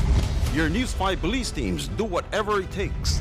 Go wherever they need to go, so you can catch the story wherever you are, whenever you want, on whatever device. Channel 5 Belize on television, Facebook, Instagram, and YouTube. Because news is now everywhere, all the time. And so are we.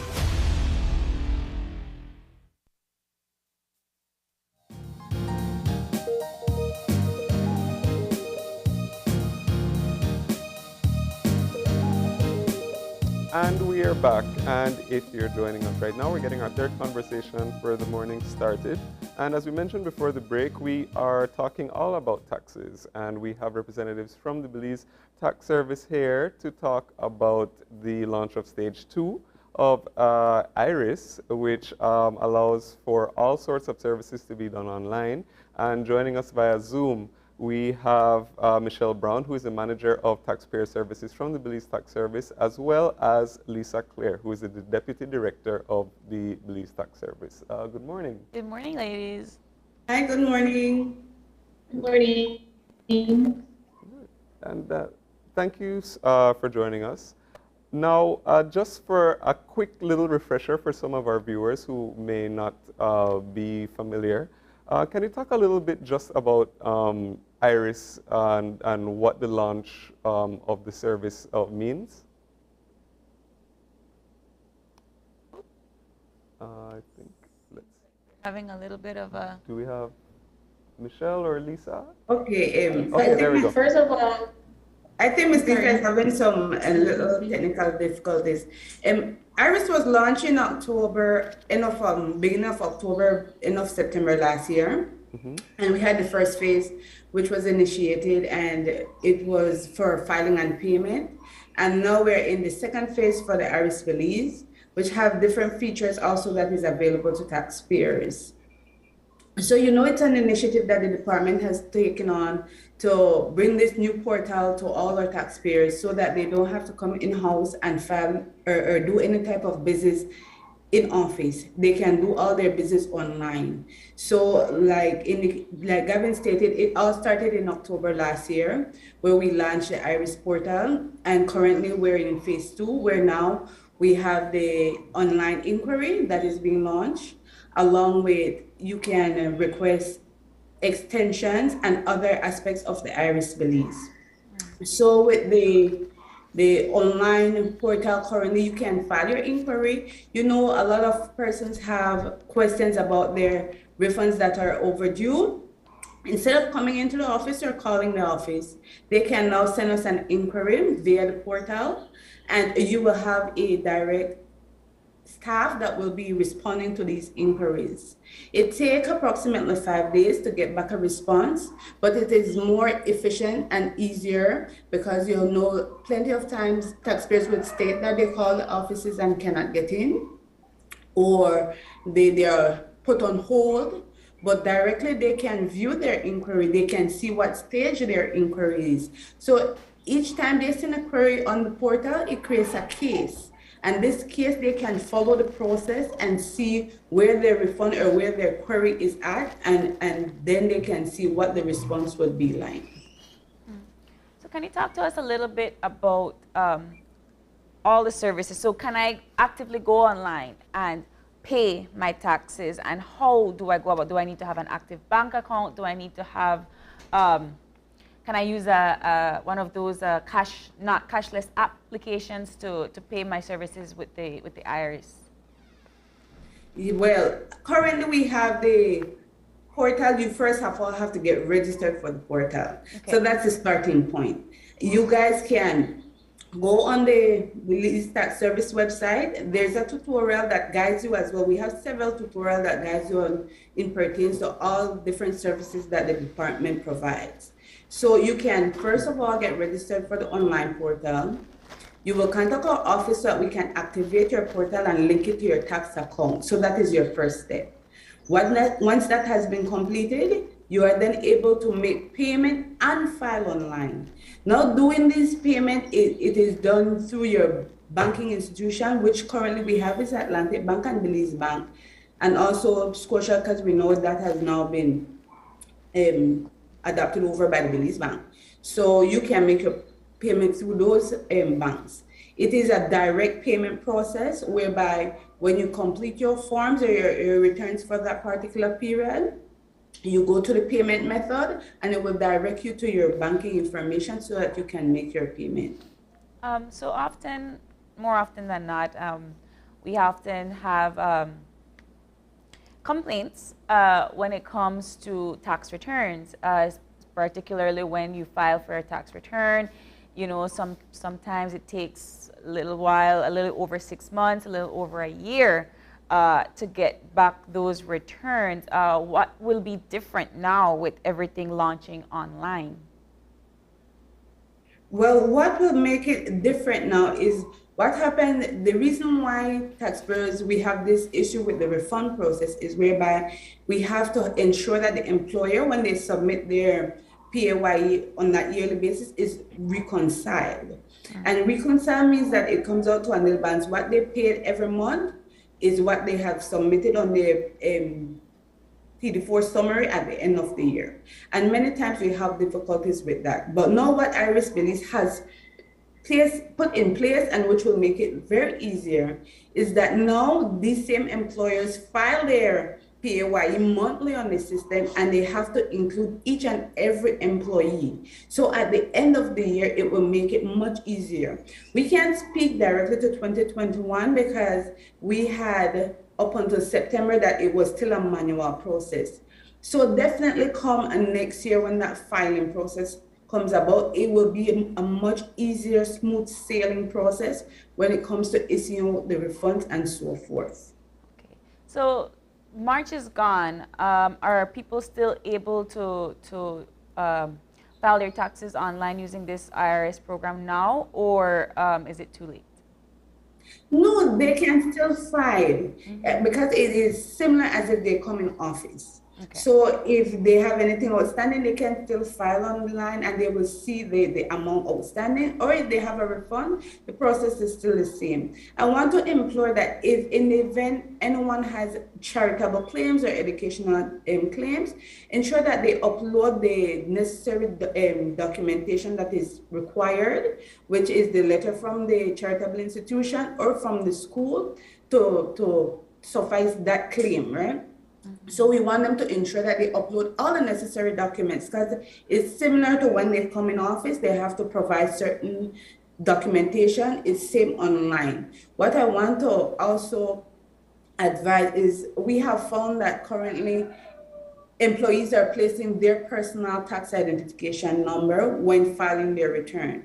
But they have to be keen on that because the request is that they place their employer TIN and not their personal thing. I know on the TD4, it has on their personal tax identification number, but it is, when filing online, it is that of the employers and not theirs.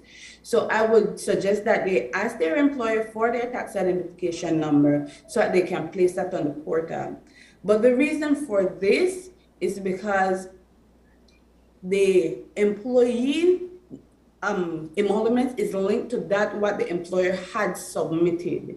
Hence the reason why they need to put the employer in so that we know where they were employed for that particular period. Okay. And can we also shed some light on some of the other features of IRIS? I'm seeing here that one of the other things is audit management. Yes, so for audit, now it will be managed through the system. Previously, I think we still have a little connection issue. Yes. So and is it that Miss Lisa? Yes. Miss Michelle, can you kindly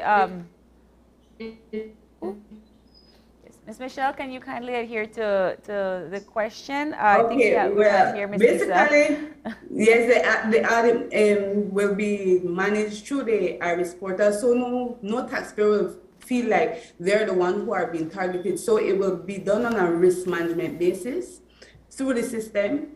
And so in-house or auditors will be able to review what was submitted by the taxpayers and on a monthly basis, make that risk management analysis, and therefore then they will select which audit they are going to conduct for that particular period. So that is how the audit basis will work. Miss Lisa has more in depth on that portion, but what I can directly say is a risk analysis basis where the auditors will then identify which taxpayers will be audited. Because currently we have whereby some taxpayers feel like they're the one who are being targeted and only their business entity is audited on a yearly basis, and we want to move away from that and have a holistic view when it comes to the taxpayers and not only specific taxpayers in our system. And when we talk about this sort of audit, we're not just limiting it to, we've been talking a lot about income and business, but were we talking about GST and other things like that as well? Yes, correct. Because as you know, at Belize Tax Service, we administer all type of tax, which is GST, contract tax, business tax, PAY. So it's the whole spectrum of the tax service that will be audited, and not only one sector, one segment of the taxes. What happens to a business for them to be under audit, or what happens to the taxpayer that would require them that they would have to go under audit? Is it better now? Yes. One of the things we want, sorry about that. One of the things we want to mention is what the system will help us to do is actually to do better selection when it comes to audits. So it will be selecting the cases based on risk. So our system will, from the back end, identify who are the taxpayers who are non-compliant, and those are the taxpayers that will be selected to be audited. So that's a different approach. The entire way that we are moving now is our organization will be looking at a risk-based approach. So taxpayers can feel more relieved if they're compliant to know that, you know what, we won't be audited as frequently as we were before. You know, what are some of the things that might raise raise a red flag in some instances? Okay, so we actually look at for the obligation to file. You're required to file with the tax department. You're also required to pay, and not only pay but pay on time. You're required to do accurate reporting. So these are some of the things that we look at. If a taxpayer fulfills all of these obligations, then there's no real need for us to audit that taxpayer. So these are the areas that we look on.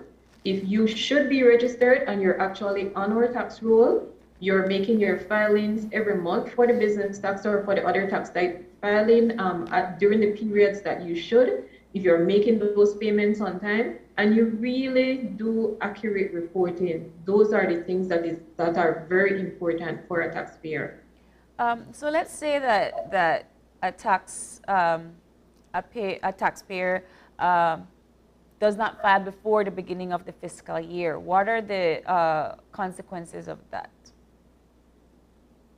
So there are deadlines for each different type of tax that you should file. And if you don't file those taxes and pay them on time, then of course there are penalties. But what this system will help us to do, as Ms. Michelle may have already mentioned, it will be sending out notifications to give you a little reminder, you know, that this payment is due. So it helps you also to ensure that you make those payments on time. Well, we're quickly running out of time, but is there anything else that you would like to share with us when it comes to IRIS? Well, we want to encourage taxpayers, as Michelle had mentioned before, for you to benefit from this system that is available. We want to get everyone as much as possible to come into our office and get registered if they don't feel comfortable to do so. We have a number of videos on our Belize Tax Service website that provide tutorials on how to register for the online portal. It also has information on how you can actually file each different return type. So it takes you step by step. And of course, we still have the in-office service where Ms. Michelle Brown and her staff will gladly assist persons who come in to go through the entire process if they don't feel so comfortable. Will there be a point where this will be the system altogether, where we will no longer be going into office to file? We're definitely trying to move to that phase, and this persons can look at this as something easier for them, because you can sit in your bed and take care of your tax obligations. You don't need to leave your home physically to come to our office and do that. So this is what we're encouraging persons. Sign up for the portal, see how easy. Look on our website and you can see some of the comments from other persons who have been using the system for some time, and they will gladly share their experience with you, so that you can then see that it's really beneficial to sign up and use this portal. Yeah, that was actually going to be my question, to see, you know, if you've gotten the feedback already from the users and whether people have found it simpler. Yes, you can find those comments right on our website. Okay. Well, ladies, we're just about out of time for this for this conversation. But thank you for sharing. I'm sure a lot of people will want to take advantage of the service. So please, so once again, thanks for coming in and sharing all about IRIS and some of the benefits. Right. So for our viewers, remember that if you have any other questions or concerns, or you want to go into the Belize Tax Service office, you can always do that and register and sign up for the IRIS application. File your taxes easier. All right. So with that, we'll be taking another short break, and when we come back, we are going to be talking about some trending social media topics, and then we're going to have our wrap-up. So please stay tuned.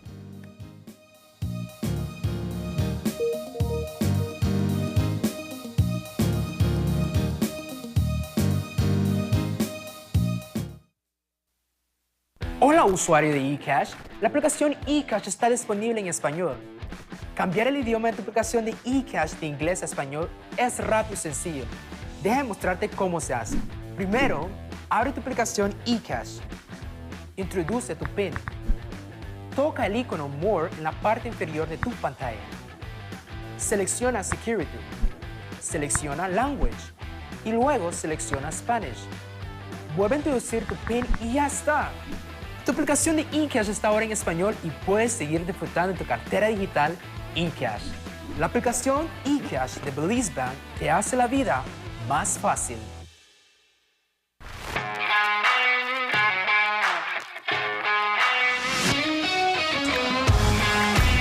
Messi! Off goal! What a goal from Leo Messi! What an incredible strike from Leo Messi!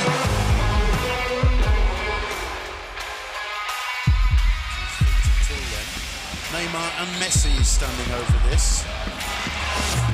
Messi! Off goal! What a goal from Leo Great entertainment stays with you, and we bring you great entertainment. Next Gen, the ultimate digital experience.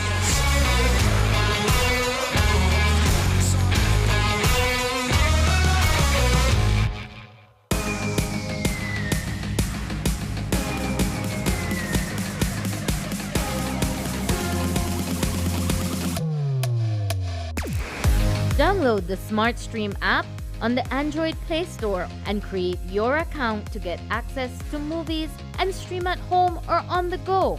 Prepaid customers can purchase regular data packages or get a discounted rate on a special SmartStream package by dialing 7737. Postpaid customers will be billed monthly. Never miss a movie again with SmartStream.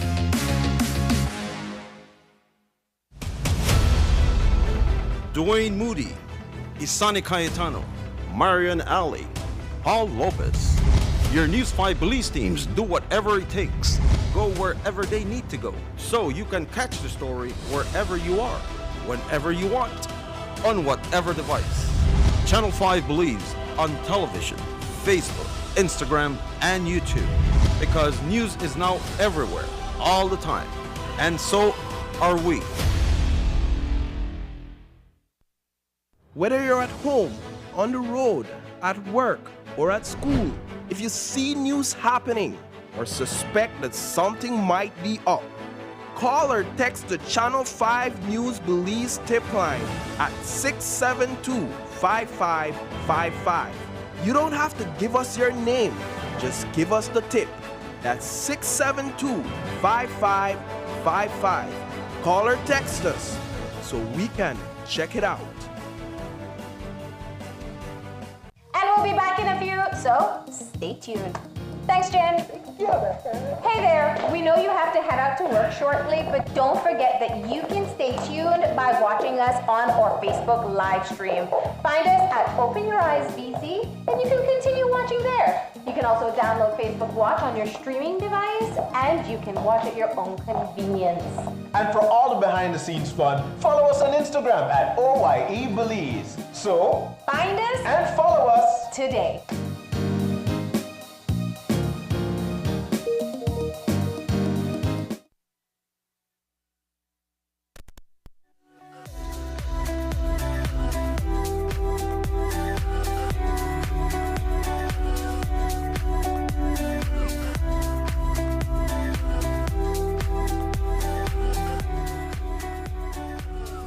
And we're back. And if you're joining us right now, it is Tuesday, so it is Trending Talks Tuesdays, actually. And that's where I give you a breakdown of some of what has been buzzing on social media over the past week. And this week, of course, there's a lot to talk about. And one of the first things which was trending all over social media, of course, was last week, Friday, was the 1st of April. And that doesn't only mean that it's almost time for Easter, but that meant that it was April Fool's. And with that, of course, a lot of businesses and brands posted a lot of jokes or memes about on their social media pages. And of course, I wanted to show you some of my favorite ones. And so there's one from Hitch.com, which makes invitations. And they ran a fake promotion that they were doing on invitations for weddings. So as you can see, there's invitation here that's saying you're not invited to our wedding, date and time, none of your business. So that was one of the good ones. Here's one from Subway. It's talking about they're doing eau de dough with vaporizers that smell like sandwiches that they produce. Let's see another one. Strive is a brand of candles. Talk that they were coming with a line of meat-scented candles. So you have some barbecue, hickory and peri-peri chicken. This one made me laugh a lot. This was Ipsy, which is a makeup brand, talked about they were coming out with a line of pet false eyelashes for dogs and cats, stuff like that. And Welch's, I also like this. I love Welch's fruit snacks. They did another April Fool prank that they're coming out with a line of vegetable flavored gummies. This one was Brussels sprouts that they had announced. And then also this one was from Honda, talking about that they're now outfitting front seats for your pets. And so this one is dog. They also had on their social media page that they were doing one for fish and for cats as well. And then this one was a funny one too from Hellman's Mayonnaise. They said that they were announcing a collaboration with Buttermilk Chocolate, that they were going to do a chocolate mayonnaise mix. So I got fooled by a couple of these, and then I realized, you know what? Oh yeah, it was April Fool's. So those are just some of the jokes which were running. Of course, lots of brands do this every single year. A lot of them are pretty funny. But these were some of the ones that I found over the past weekend, which I liked. And of course, that those were pretty funny. Another big thing was on Sunday, they were the Grammy Awards. That was the biggest night in music, of course, and that's where we award some of our favorite musical performers. So we're taking a look at some of the attendees and some of the performers. There's Lil Nas X on the red carpet. And so we see some of the performers who took place last night. There we have Lenny Kravitz, Carrie Underwood, Justin Bieber. All gave performances at the award show on Sunday. There's Dua Lipa on the red carpet again. Some of the biggest awardees. There's Lady Gaga. She also gave a performance with Tony Bennett, which was really emotional. Of course, Tony Bennett's 95 years old, and there is SZA and Doja Cat, who they won a Grammy for their collaboration. And SZA also made headlines because she was injured and she did attend the award show, and she accepted her award while she was all on crutches. There's Doja on the red carpet again shortly before the ceremony and before she took home her awards as well. There's BTS, not the K-pop band, and they're also greatly featured. And some of the other awardees, Jean-Baptiste won for the Album of the Year. There's Megan Thee Stallion. Olivia Rodrigo was also a winner, winning Best New Artist. There's some more performances there's BTS, there's Olivia, and then there's Lil Nas X again, who gave a performance with Jack Harlow of their hits. So, of course, the Grammys went off on Sunday, and it was, of course, a great show, lots of great musical performances. Of course, it was not as controversial as the Oscars, so there were no on-stage incidents which we had to worry about.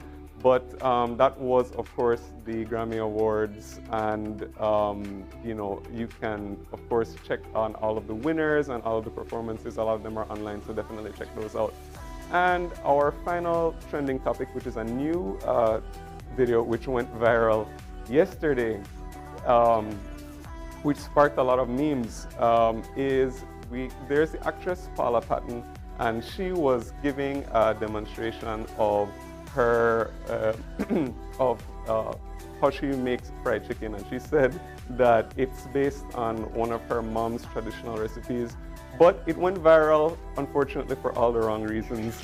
Because as we can see, there's a little clip. There was a TikTok of her. There's a TikTok of somebody narrating her performance, and I'll just break it down for you, and you can definitely go and check out the video. But there's a whole lot of issues with this, with Paula's recipe. First of all, she doesn't season the chicken before she puts it in flour. Then, so she just dumped the chicken in flour. Then she put it directly into the oil. And then, to make matters worse, she seasoned the oil and not the chicken. And to put the whole icing on the cake, when she finished, it didn't cook long enough properly. So clearly, she just put it in the oil for maybe a couple seconds, turned it over for our next couple seconds, took it out afterwards, and she cut it open, and it was still pink inside. And of course, with that, a lot of memes came because the video went viral. So as you can see, there's one talking about when you show your granny the video of Paula Patton frying chicken. Let's see another one. This one, when Paula Patton offers you a wing. That's another one. And this one, the chicken Paula Patton did not deserve. So you could see the unhappy face that they have into the pan. And then this one which I found, I used to have a crush on Paula Patton, but after today, I ask you to give my family our privacy at this time. So yeah, I mean, you know, it does take a lot to, you know, share some of your recipes online, but I mean, of course, this went super viral yesterday and it was really funny. I was laughing at a lot of the memes, so I wanted to talk about that. So it's definitely not a recipe I would try, but definitely, so maybe Paula's having some second thoughts after seeing the reaction, but those are some of the trending topics for this week that we wanted to talk about before we wrap up. So yeah, April, you had any thoughts about that recipe? Oh, I definitely, yeah.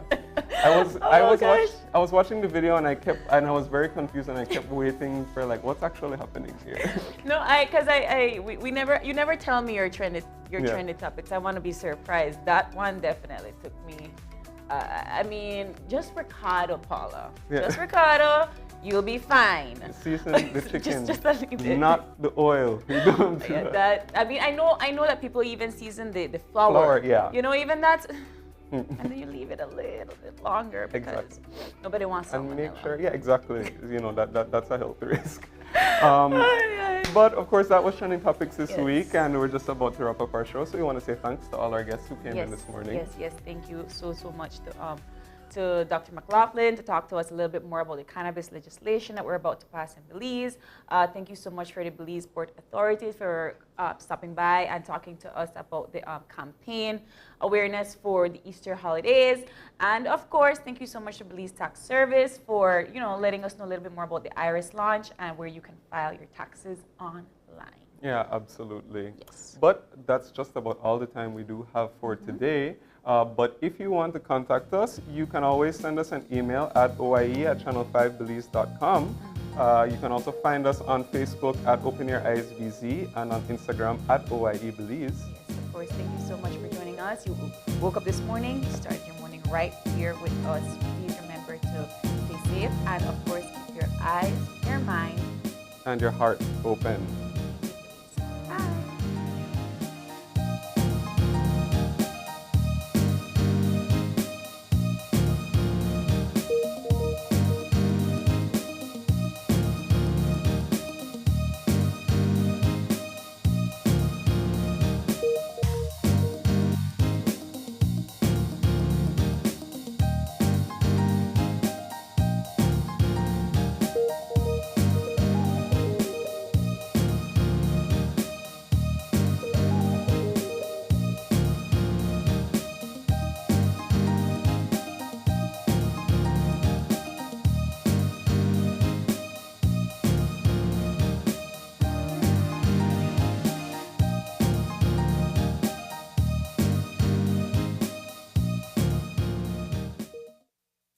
Open Your Eyes was brought to you by the Belize Bank. Our country, your bank.